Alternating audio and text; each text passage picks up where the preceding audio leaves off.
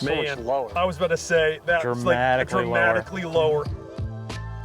We have a new version of Mr. Vokey's wedge. So we're going from the SM8 to the SM9. I think a lot of golfers probably think about a wedge. You want to throw it high and get it to land and stop. But tour pros are actually a little bit different. They're looking for that flighted wedge because being able to flight it a little bit lower is going to keep it controlled. SM9 is supposed to do something. It's supposed to flight it. It's supposed to add more spin with the TX9 groove, but I want to see it in action. See if we're seeing a lower launch, see if we're seeing more spin. Here we go. That was a good swing. Yeah. There's 34, and that's 67. 70 carry. That was good. Let's jump into SM9.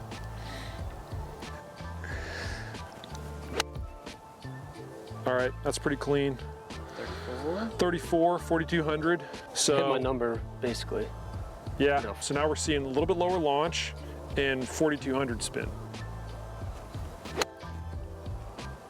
Spins up. Yeah, I mean, and it's not up in like a, small increments. It's up pretty significantly. Yep. True. That was nipped. All right, I mean, look, and so here we go. That is 30 in launch, so we're down about 3 degrees, give or take, and 5,000 spin. All right, so let's get a couple full swings in here with the 56.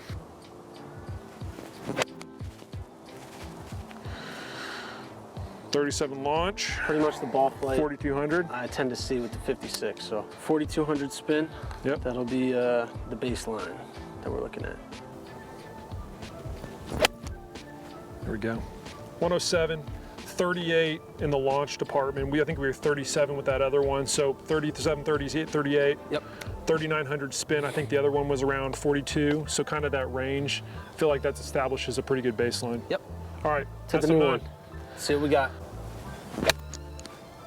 So much lower. I was about to say that dramatically lower. I was used to seeing it here with SM8, and it's just like my head had to drop down a little bit. How much that spin increased? So 82 hundo. I'm looking at the launch here. That's 30. I mean, you've now just dropped about 3 to 4 degrees on your launch. Yep. Spins up in a big way. I mean, that's doubled. That's flushing it. Yeah, basically more than doubled, Yeah. and then carry was exactly the same. All right, let's do it again. There we go.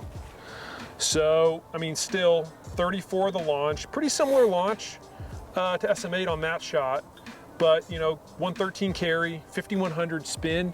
Spin's still up. I'm happy with consistently more spin, consistently lower launch, and the same carry number. So when I'm switching from SM8 to SM9, I'm not gonna have to worry about adjusting my yardages. I'm kind of just hitting a better ball flight to what I need for more control. Yeah. We've hit the 75-yard shots, we've hit the full shots. Let's recap. All right, boys. Well, I think that was a pretty successful proving ground. Tursky, what'd you think of the SM8 versus the SM9?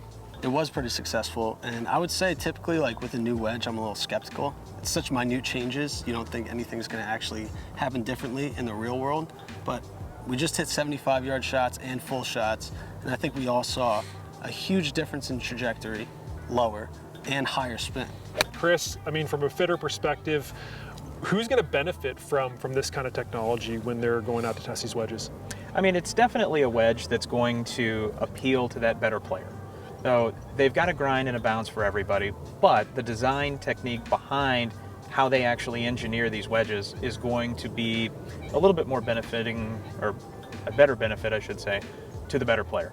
So a player that's looking to dial in that number, looking for more control and precision and just consistency in hitting that number that they like to hit, their 56, their 60, whatever the case may be, it's just more consistent. And I think it did exactly as we wanted to see if it would do. Lower launch, more spin, success for Vokey. Proven.